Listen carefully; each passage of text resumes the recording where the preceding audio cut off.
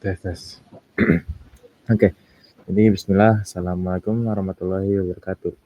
Ya, jadi ini adalah tugas akhir saya di dunia, yaitu hukum, non sukun, dan tanwin. Ya, daripada dilamakan, ya kita mulai. Ya, jadi pada kesempatan kali ini saya akan menjelaskan tentang hukum, non sukun, dan juga tanwin. Oke, sebelum itu kita akan cari tahu ya, apa itu hukum, non sukun, dan tanwin. Nun sukun atau nun mati adalah huruf nun yang tidak berharokat fathah, kasroh, maupun dhammah. Nun sukun ini biasanya ya di situ dikasih tanda di atas lingkaran di atasnya, kayak di sini nih, lingkaran di atasnya, ya kan? Nah, oke, kita lanjut lagi. Sedangkan tanwin adalah tanda harokat dua atau harokat ganda yang bunyinya mirip nun mati. Biasanya tanwin ini terletak di akhir kalimat maupun ayat. Oke.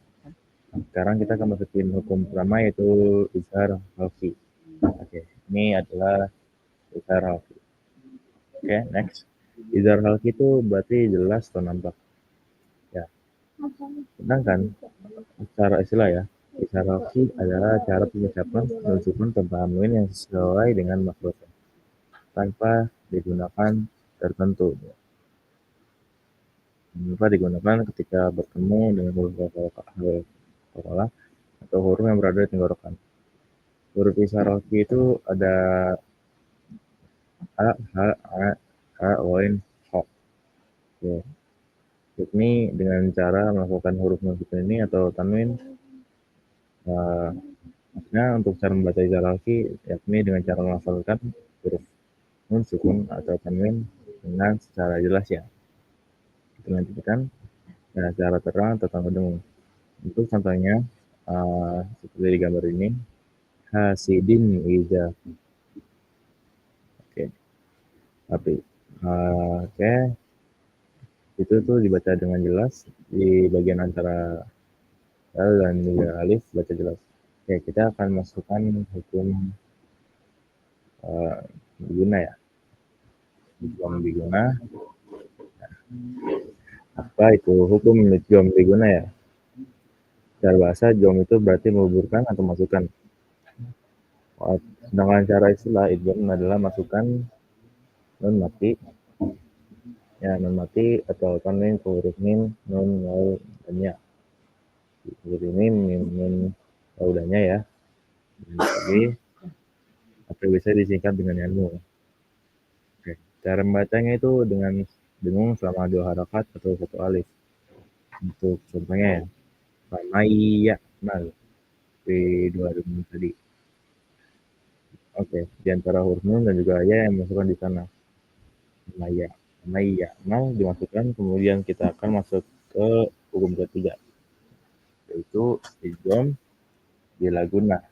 Oke, ini sekarang kita ke ketiga, idgham bila guna. Idgham bila guna adalah hukum bacanya terjadi ketika nun sukun atau tanwin bertemu dengan huruf ro dan lam. Ini lanjut dengan lagi cara membacanya, yaitu dengan memasukkan nun sukun tanpa tanwin tersebut ke dalam huruf setelahnya tanpa dengung. Untuk contohnya nih, Ghafurur Rahim. Ya, ini bisa lihat situ ada huruf nun dan juga lam dimasukkan tanpa ada dengung. Kemudian kita akan masukkan, kita sekarang kan nanti ke bagian klop ya. Ini sekarang kita akan ke ikhlas. Ini surat Al-Lail ayat 8. Cara bahasa ya, ikhlas itu yang artinya adalah cara bahasa berarti mengubah atau mengganti sesuatu. Sedangkan cara istilah, ikhlas adalah mengucapkan nun sukun atau tanwin berubah menjadi kemudian berubah. Saya ini ya. Oke, biasanya di sekitar Wamamam itu dari mana ganti jadi Amaman, sebentar, Amamam bakhila wastagna. Jadi di sini ada ba dan ma itu gabung ya jadi amma. Jadi bukan man tapi mam. Oke. Di antara huruf nun dan juga bisa kita lihat di gambar ini ya, di amma yang kiri ini ya, bisa lihat dan bisa dibaca menjadi mim. Oke, sekarang kita akan yang ke terakhir yaitu ikhfa hakiki. Oke. Oh, ini maksudnya ikhfa hakiki ya. Bukan jumlah guna ya. Maaf. Oke, di sini ada ininya sot, ja, za, ka dan fo. Oke. Yang artinya ikhfa hakiki itu menutup atau tersembunyi. Secara istilah ya, itu artinya kalau istilahnya ikhfa adalah mengucapkan nun bukan tempat nun yang dibelungkan ketika bertemu dengan huruf di gambar ini ya. Oke.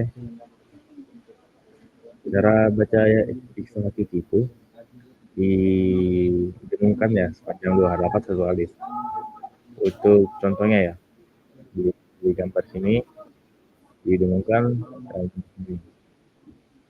mang suro seperti dihilangkan maknya itu. Oke, mungkin itu saja. Terima kasih telah mendengarkan kata-katanya. Assalamualaikum warahmatullahi wabarakatuh.